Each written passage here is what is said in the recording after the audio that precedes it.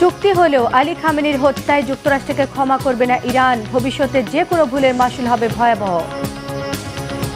Hormuz প্রণালীতে drone ও missile হামলা নেপথ্যে নৌপথে ঘিরে আবারও কি যুদ্ধে জড়াবে যুক্তরাষ্ট্র ইরান? ভেনেজুয়েলায় মৃতের সংখ্যা 500 ছাড়ালো। ধ্বংসস্তূপ থেকে ভেসে আসছে বেঁচে থাকার আর্তনাদ, কারো এগিয়ে আসছে। আসসালামু আলাইকুম, দেখছিলেন Bangla vision world news headline. বিস্তারিত। যুক্তরাষ্ট্রের সঙ্গে চূড়ান্ত চুক্তি হলেও প্রয়াত সর্বোচ্চ নেতা আয়াতুল্লাহ আলী খামেনির হত্যার অপরাধ ক্ষমা করবে না ইরান। শুক্রবার পবিত্র আশুরা উপলক্ষে দেয়া এক পোস্টে ইরানের পররাষ্ট্রমন্ত্রী আব্বাস আরাকচি এমনটি জানান। চলমান আলোচনার পরও ওয়াশিংটনের ওপর কোনো আস্থা রাখতে পারছে না ইরান। ভবিষ্যতে নতুন করে কোনো ভুল করলে যুক্তরাষ্ট্রকে ভয়াবহ পরিণতি ভোগ করার হুঁশিয়ারি দিয়েছে তেহরান। ইসরায়েল এবং মার্কিন ঘাঁটিগুলো তেহরানের মিসাইলের আওতায় রয়েছে বলেও সতর্ক করেছে মোস্তফা আলী খামেনি তেহরান।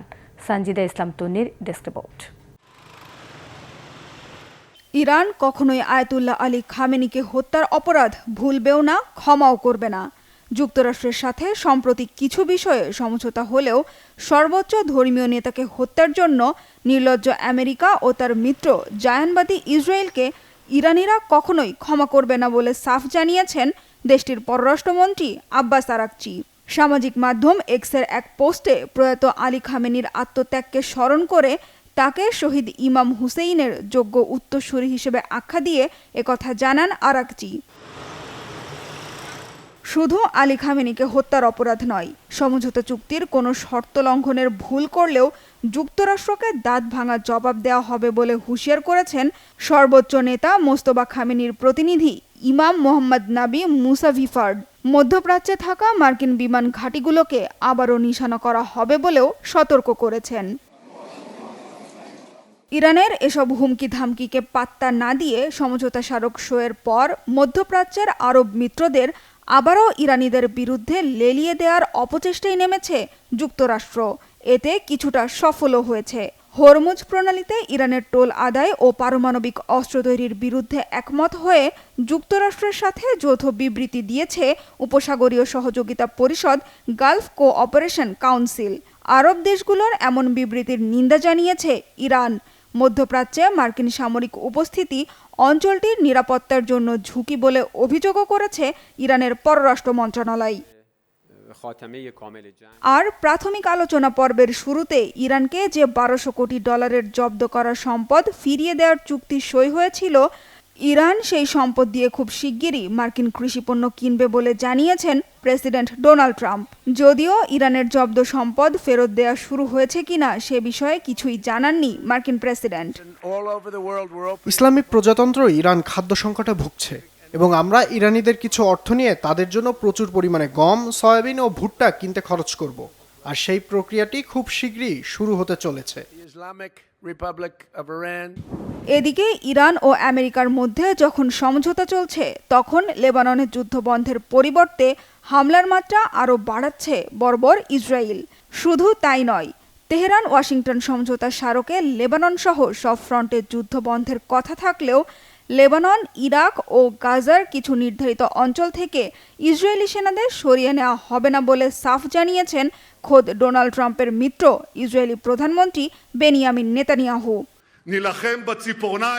আমরা বোফোর্ট পর্বতের চূড়া থেকে দক্ষিণ লেবাননের ওপর নিয়ন্ত্রণ রাখি। যতদিন প্রয়োজন হবে আমরা দক্ষিণ লেবাননের এই নিরাপত্তা অঞ্চলে থাকব। এখান থেকে সরে যাওয়ার কোনো ইচ্ছা আমাদের নেই। যুদ্ধ চলাকালে আমাদের বন্ধু আমেরিকা গোলাবারুদ সরবরাহ বন্ধ করে দিয়েছিল। আমি তাদের বলেছিলাম প্রয়োজনে আমরা নিজেদের নখ দিয়েই লড়ব, কিন্তু হার মানব না। নেতানিয়াহুর এই বক্তব্যের জবাবে হিজবুল্লাহ প্রধান নাইম কাশেম বলেছেন, ইসরায়েল লেবাননকে নিরাপত্তা দিতে চায় না, বরং পুরো দেশটিকেই গিলে ফেলতে চায়, দখল করতে চায়। সানজিদা ইসলাম তন্নি, বাংলা ভিশন নিউজ ডেস্ক। 4 মাসের বিধ্বংসী যুদ্ধ থামার মাত্র কয়েকদিনের মাথায় আবার উত্তপ্ত বিশ্বের সবচেয়ে গুরুত্বপূর্ণ জ্বালানি রুট হরমুজ প্রণালী। ওমানের তৈরি নতুন নৌপথ নিয়ে বিতর্কের মাঝেই এবার একটি বাণিজ্যিক জাহাজে ড্রোন ও ক্ষেপণাস্ত্র হামলার ঘটনা ঘটেছে। ওয়াশিংটনের দাবি, এই হামলার পেছনে রয়েছে তেহরান। ঘটনার পরপরই পারস্য উপসাগরে আটকে পড়া কয়েক হাজার নাবিককে উদ্ধারে জাতিসংঘের চলমান অভিযান সাময়িকভাবে স্থগিত করা হয়েছে। হাফিজুল ইসলামের ডেস্ক রিপোর্ট। বিশ্বের গুরুত্বপূর্ণ জ্বালানি সরবরাহের নৌপথ হরমুজ প্রণালীতে আবারও জমছে সংঘাতের মেঘ। আমেরিকা ও ইরানের মধ্যকার বিধ্বংসী যুদ্ধ সবেমাত্র থেমেছে, আর এর মধ্যেই সমুদ্রের এই সরু জলপথে শুরু হয়েছে আরেক লড়াই। ঘটনার সূত্রপাত প্রতিবেশী দেশ ওমানকে নিয়ে। দেশটি হরমুজ প্রণালীতে বাণিজ্যিক জাহাজের জন্য একটি নিরাপদ ও নতুন রুট বা রাস্তা তৈরি করেছিল, কিন্তু এতে ভীষণ ক্ষেপে গিয়েছে ইরান। দেশটির শক্তিশালী ইসলামিক গার্ডস কড়া ভাষায় হুঁশিয়ারি দিয়েছে তাদের অনুমতি ছাড়া ওই রুটে কোনো জাহাজ চালানো যাবে না এবং হরমুজে চলাচলকারী নৌযানগুলোকে তাদের সাথে যোগাযোগ রেখেই যাতায়াত করতে হবে। মাত্র কিছুদিন আগে আমেরিকা ও ইরান সাময়িক সমঝোতা চুক্তি সই করেছে। সেখানে 60 দিনের জন্য যুদ্ধ থামানো এবং সমুদ্রের মাইন পরিষ্কার করার কথা বলা হয়েছিল, কিন্তু ইরান ইঙ্গিত দিয়েছে এই অস্থায়ী চুক্তির মেয়াদ শেষ হলে হরমুজ প্রণালী আর আগের অবস্থায় ফিরবে না। তারা সেখান দিয়ে যাওয়া জাহাজগুলোর কাছ থেকে মোটা অঙ্কের যাতায়াত ফি বা ট্যাক্স আদায় করার পরিকল্পনা করছে। আমেরিকা অবশ্য স্পষ্ট জানিয়ে দিয়েছে আন্তর্জাতিক জলসীমায় কোনো দেশকে এভাবে টোল আদায় করতে দেওয়া হবে না। জাহাজ চলাচলে বাধা দিলে শান্তি চুক্তি ভেঙে যাবে বলেও তারা সতর্ক করেছে। অন্যদিকে ওমানও জানিয়েছে তারা কোনো ফি নেওয়ার পক্ষে না। পুরো পৃথিবীর অর্থনীতির জন্য অন্যতম লাইফলাইন হরমুজ প্রণালী। বিশ্বের মোট উৎপাদিত তেলের প্রায় 5 ভাগের 1 ভাগ এবং বিপুল পরিমাণ গ্যাস ও সার এই নৌপথ দিয়েই ছড়িয়ে পড়ে। ফলে এই জলপথের নিয়ন্ত্রণ যার হাতে থাকে, আন্তর্জাতিক বাজারে শক্তি দেখানো এবং জ্বালানির দাম নিয়ন্ত্রণ করার ক্ষমতাও মূলত তার কাছেই চলে যায়। বহুদিন থেকেই হরমুজ প্রণালী ইরানের ইসলামী গার্ডের দখলে রয়েছে। তেহরান ওয়াশিংটনের মধ্যে অমীমাংসিত বেশ কিছু ইস্যু নিয়ে টানাপোড়েনের কারণে 60 দিনের অস্থায়ী শান্তি চুক্তিটি শেষ পর্যন্ত টিকবে নাকি মধ্যপ্রাচ্যে আবার যুদ্ধের আগুন জ্বলবে তা নিয়ে বিশ্ববাজারে দেখা দিয়েছে তীব্র উদ্বেগ। ইরান যুদ্ধের উত্তেজনায় পারস্য উপসাগরে আটকে পড়া হাজার হাজার নাবিককে উদ্ধার করতে একটি বড় অভিযান শুরু করেছিল জাতিসংঘ ও আন্তর্জাতিক মেরিটাইম অর্গানাইজেশন। সম্প্রতি একটি পণ্যবাহী জাহাজে ড্রোন ও ক্ষেপণাস্ত্র হামলার ঘটনায় ইরান দায় স্বীকার না করলেও যুক্তরাষ্ট্রের দাবি হামলাটি তেহরানই চালিয়েছে। এর পরপরই পুরো উদ্ধার অভিযান সাময়িকভাবে স্থগিত ঘোষণা করে জাতিসংঘ। ফলে চরম ঝুঁকির মুখে পড়েছে যুক্তরাষ্ট্র ইরানের মধ্যকার শান্তি চুক্তি। এমন টানাপোড়েন চলতে থাকলে হরমুজ অঞ্চল আবারও হয়ে উঠবে সংঘাতের কেন্দ্রবিন্দু। হাফিজুল ইসলাম, বাংলা ভিশন। ভেনেজুয়েলা নিহতের সংখ্যা বেড়ে দাঁড়িয়েছে 589-এ। আহত প্রায় 4500। ভূমিকম্পের পর দেশটিতে 20 বারেরও বেশি আফটার শক অনুভূত হয়েছে। আতঙ্কে খোলা আকাশের নিচে রাত পার করছে ভেনেজুয়েলার সাধারণ মানুষ। ধ্বংসস্তূপে আটকে পড়াদের উদ্ধারে দিনরাত কাজ করছে উদ্ধারকারী দল। এদিকে আন্তর্জাতিক সহায়তা পৌঁছতে শুরু করেছে দেশটিতে। নাইম আহমেদের ডেস্ক রিপোর্ট। ধ্বংসস্তূপের নিচে চাপা পড়া মানুষের আর্তনাদ, স্বজন হারানোর কান্না আর বেঁচে থাকার শেষ চেষ্টা, এ যেন এক বিভীষিকাময় বাস্তবতা। ভেনেজুয়েলায় জোড়া শক্তিশালী ভূমিকম্পে সময়ের সাথে বেড়ে চলেছে নিহতের সংখ্যা। ধ্বংসস্তূপের নিচে চাপা পড়াদের উদ্ধারে কাজ করে যাচ্ছে ভেনেজুয়েলা সহ বিভিন্ন দেশের উদ্ধারকারী দল। উদ্ধারকর্মীরা দিনরাত কাজ করছেন ধ্বংসস্তূপে আটকে থাকা জীবিতদের খুঁজে বের করতে। তবে বারবার আফটার শক, ভেঙে পড়া অবকাঠামো এবং প্রয়োজনীয় ভারী সরঞ্জামের অভাবে উদ্ধার অভিযানে বেগ পেতে হচ্ছে। সময় যত গড়াচ্ছে ততই কমে আসছে ধ্বংসস্তূপের নিচে আটকে থাকা মানুষদের জীবিত উদ্ধারের সম্ভাবনা। বহু মানুষ এখনও নিখোঁজ, আর হাজারো মানুষ হারিয়েছেন মাথা গোঁজার ঠাঁই। বুধবার স্থানীয় সময় সন্ধ্যায় রাজধানী কারাকাসের পশ্চিমে মাত্র 39 সেকেন্ডের ব্যবধানে 7.2 এবং 7.5 মাত্রার দুটি ভূমিকম্প আঘাত হানে। যুক্তরাষ্ট্রের ভূতাত্ত্বিক জরিপ সংস্থা USGS জানিয়েছে, ভূমিকম্প দুটি ভূপৃষ্ঠের খুব কাছাকাছি হওয়ায় ক্ষয়ক্ষতির মাত্রা অনেক বেড়েছে।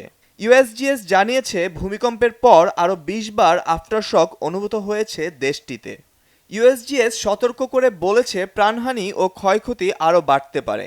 সংস্থাটির হিসাব অনুযায়ী এ দুর্যোগে 10,000-এর বেশি মানুষের মৃত্যুর আশঙ্কা রয়েছে। সবচেয়ে বেশি ক্ষতিগ্রস্ত হয়েছে উপকূলীয় শহর লা গুয়ারা। রাজধানী কারাকাস সহ ট্রুজিও, ইয়ারাকুই, কারাবোবো, আরাগুয়া ও মিরান্দা অঙ্গরাজ্যেও ব্যাপক ক্ষয়ক্ষতি হয়েছে। অন্তত 250টি ভবন ধসে পড়েছে অথবা মারাত্মকভাবে ক্ষতিগ্রস্ত হয়েছে। ক্ষতিগ্রস্ত হয়েছে দেশটির প্রধান আন্তর্জাতিক বিমানবন্দর মাইকেতিয়াও। নিরাপত্তার স্বার্থে সাময়িকভাবে বন্ধ রাখা হয়েছে বিমান চলাচল। একের পর এক পরাঘাতে আতঙ্কিত হয়ে পড়েছেন স্থানীয় বাসিন্দারা। ক্ষতিগ্রস্ত বাড়িতে ফিরতে সাহস পাচ্ছেন না অনেকেই। ফলে হাজারো মানুষ রাত কাটাচ্ছেন খোলা আকাশের নিচে কিংবা অস্থায়ী আশ্রয় কেন্দ্রে। পরিস্থিতি মোকাবেলায় দেশজুড়ে চলছে জরুরি অবস্থা। উদ্ধার ও ত্রাণ কার্যক্রমে সহায়তার হাত বাড়িয়েছে আন্তর্জাতিক মহল। উদ্ধার কাজে সহায়তা করতে ভেনেজুয়েলায় পৌঁছেছে যুক্তরাষ্ট্রের উদ্ধারকারীরা। এর আগে মার্কিন প্রশাসন ভূমিকম্পে ক্ষতিগ্রস্তদের সহায়তায় $15 কোটি দেওয়ার ঘোষণা দিয়েছে। মার্কিন প্রেসিডেন্ট ট্রাম্প জানিয়েছেন ভেনেজুয়েলার পাশে আছে যুক্তরাষ্ট্র। এছাড়াও উদ্ধার কাজে সহায়তায় 261 সেনা সদস্য পাঠিয়েছে মেক্সিকো। প্রয়োজনে আরও সহায়তা দেওয়ার ঘোষণা দিয়েছে দেশটির প্রেসিডেন্ট। আমরা একদিনেরও কম সময়ে ভেনেজুয়েলা দখল করে নিয়েছি এবং তাদের সাথে আমাদের দারুণ সম্পর্ক তৈরি হয়েছে। বুধবার কারাকাসে ভয়ঙ্কর ভূমিকম্প হয়েছে। আমরা তাদের যে কোনো ধরনের সাহায্য করতে প্রস্তুত আছি।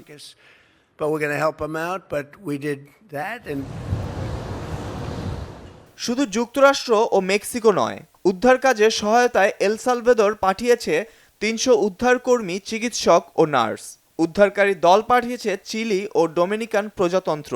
পাশাপাশি কানাডা, চীন, Bharat, France, Germany, Netherlands, Spain, Switzerland, তুরস্ক ও কাতার সহ একাধিক দেশ মানবিক সহায়তার আশ্বাস দিয়েছে। ভেনেজুয়েলায় 1967 সালে সর্বশেষ বড় ধরনের ভূমিকম্পে প্রায় 200 মানুষের মৃত্যু হয়। ইউএসজিএস এর তথ্য অনুযায়ী এবারের দ্বিতীয় ভূমিকম্পটি 1900 সালের পর দেশটিতে আঘাত হানা সবচেয়ে শক্তিশালী ভূমিকম্প। Naim Ahmed, Banglavision news desk. Oval অফিসের বৈঠকে ন্যাটোর ওপর ক্ষোভ ঝাড়লেন মার্কিন প্রেসিডেন্ট ডোনাল্ড ট্রাম্প। ন্যাটোর শীর্ষ সম্মেলনকে সামনে রেখে ট্রাম্পের সঙ্গে বৈঠকে বসেন ন্যাটোর মহাসচিব মার্ক রুটে। বৈঠকে নিজ বক্তব্যে ন্যাটোর ইউরোপীয় মিত্রদের প্রতি তীব্র ক্ষোভ প্রকাশ করেন ট্রাম্প। অন্যদিকে ন্যাটোর সদস্য দেশগুলোর প্রতিরক্ষা ব্যয় বাড়ানোর হিসেব দেন ডোনাল্ড ট্রাম্প। বিস্তারিত মীর ফজলে রাব্বির ডেস্ক রিপোর্টে। মার্কিন প্রেসিডেন্ট ডোনাল্ড ট্রাম্পকে একদম হাতে কলমে বোঝানোর চেষ্টা করা হচ্ছে, কিন্তু এত তথ্য উপাত্ত দিয়েও ট্রাম্পের মন জয় করতে পারছেন না ন্যাটোর মহাসচিব মার্ক রুটে। 24 জুন হোয়াইট হাউসের ওভাল অফিসে গুরুত্বপূর্ণ এক বৈঠকে বসেন ট্রাম্প এবং রুটে। আগামী মাসে ন্যাটোর শীর্ষ সম্মেলন অনুষ্ঠিত হওয়ার কথা রয়েছে। সেই সম্মেলনকে সামনে রেখে জোটের ভেতরের উত্তেজনা ও দূরত্ব কমানোর উদ্দেশ্যেই মূলত মার্ক রুটে ওয়াশিংটন সফরে যান। বৈঠকের শুরুতেই president Trump, vice president JD Vance ও অন্যান্য মার্কিন কর্মকর্তা সহ উপস্থিত সাংবাদিকদের সামনে একটি চার্ট উপস্থাপন করেন রুটে। রুটে দেখান যে 2017 সালে ট্রাম্প প্রথমবার ক্ষমতায় আসার পর থেকে মার্কিন চাপে পড়ে ইউরোপীয় দেশগুলো তাদের নিজস্ব প্রতিরক্ষা বাজেট বিপুল পরিমাণে বাড়িয়েছে, যা সব মিলিয়ে প্রায় $1 ট্রিলিয়ন বেশি। রুটে দাবি করেন ইউরোপের দেশগুলো আগের বছরের তুলনায় প্রায় 20% বেশি প্রতিরক্ষা ব্যয় বাড়াতে বাধ্য হয়েছে। রুটের উপস্থাপনার পর ডোনাল্ড ট্রাম্প ন্যাটোর ইউরোপীয় মিত্রদের প্রতি তীব্র ক্ষোভ প্রকাশ করেন। তার মূল অভিযোগ ছিল সাম্প্রতিক ইরান যুক্তরাষ্ট্র সামরিক সংঘাতের সময় ইউরোপীয় মিত্ররা যুক্তরাষ্ট্রকে আশানুরূপ সাহায্য করেনি। বিশেষ করে মধ্যপ্রাচ্যে মার্কিন সামরিক পদক্ষেপ বা হরমুজ প্রণালী সচল করার ক্ষেত্রে ইউরোপের অনেক দেশ সরাসরি অংশ নিতে অস্বীকৃতি জানায়। সাংবাদিকদের সামনে ট্রাম্প সরাসরি বলেন, আমাদের ন্যাটোর সাহায্যের প্রয়োজন নেই, আমাদের সবচেয়ে শক্তিশালী সেনাবাহিনী আছে। আমাদের ন্যাটোর সাহায্যের কোনো প্রয়োজনই ছিল না, কিন্তু তারা যদি বলতো আমরা সাহায্য করতে চাই তাহলে ভালো হতো। আমি শুধু পরিস্থিতি বোঝার জন্য আলাদা আলাদা দেশের সাথে যোগাযোগ করছিলাম। ইতালি আমাকে হতাশ করেছে, আমি যুক্তরাজ্যকে নিয়েও হতাশ। জার্মানি এবং ফ্রান্সকে নিয়েও আমি হতাশ। স্পেনের অবস্থা তো আরও খারাপ। এরপর অত্যন্ত চতুরতার সাথে পরিস্থিতি সামাল দেওয়ার চেষ্টা করেন মার্ক রুটে। রুটে বলেন, ট্রাম্প শুধু মার্কিন প্রেসিডেন্ট নন, তিনি একজন বিশ্বনেতা যিনি প্রয়োজন অনুসারে নেতৃত্ব দিচ্ছেন। মার্কিন প্রেসিডেন্টের সাথে আমার তেমন কোনো মতপার্থক্য নেই, তবু আমাকে কিছুটা দ্বিমত পোষণ করতেই হচ্ছে। আসলে এগুলো বিচ্ছিন্ন ঘটনা। উদাহরণস্বরূপ জার্মানির কথাই ধরুন, প্রথম দিন থেকে তারা তাদের দেওয়া প্রতিশ্রুতি রক্ষা করেছে। এই প্রতিশ্রুতিগুলো ছিল যুক্তরাষ্ট্রের সাথে এই দেশগুলোর দ্বিপাক্ষিক অঙ্গীকার। এগুলোকে ঠিক ন্যাটোর দ্বিপাক্ষিক অঙ্গীকার বলা যায় না, কিন্তু তারা সবাই যা করার প্রতিশ্রুতি দিয়েছিল তাই করেছে।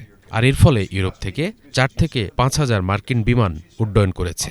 আমি বলবো, যুক্তরাষ্ট্রের জন্য ইউরোপকে শক্তি প্রদর্শনের মঞ্চ হিসেবে না পেলে ইরানের বিষয়টি সামলানো খুব কঠিন হতো। সুতরাং এটি একটি মিশ্র পরিস্থিতি।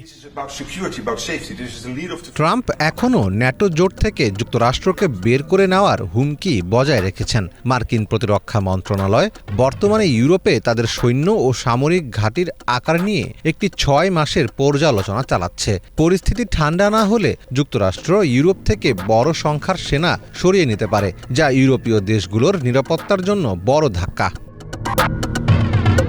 আগামী 7 জুলাই তুরস্কে ন্যাটো শীর্ষ সম্মেলন অনুষ্ঠিত হতে যাচ্ছে। বিশ্লেষকদের মতে ওভাল অফিসের বৈঠকটি ছিল মূলত সেই সম্মেলনের আগে একটি ড্যামেজ কন্ট্রোল বা ক্ষতি নিয়ন্ত্রণের চেষ্টা। ট্রাম্প সেই সম্মেলনে যোগ দেবেন কিনা কিংবা সেখানে গিয়ে নতুন কোনো কঠোর শর্ত দেবেন কিনা তার ওপরই নির্ভর করছে ন্যাটোর ভবিষ্যৎ। মীর ফজলে রাব্বি, বাংলা ভিশন। এই ছিল আজকের মতো, সঙ্গে থাকায় সবাইকে ধন্যবাদ।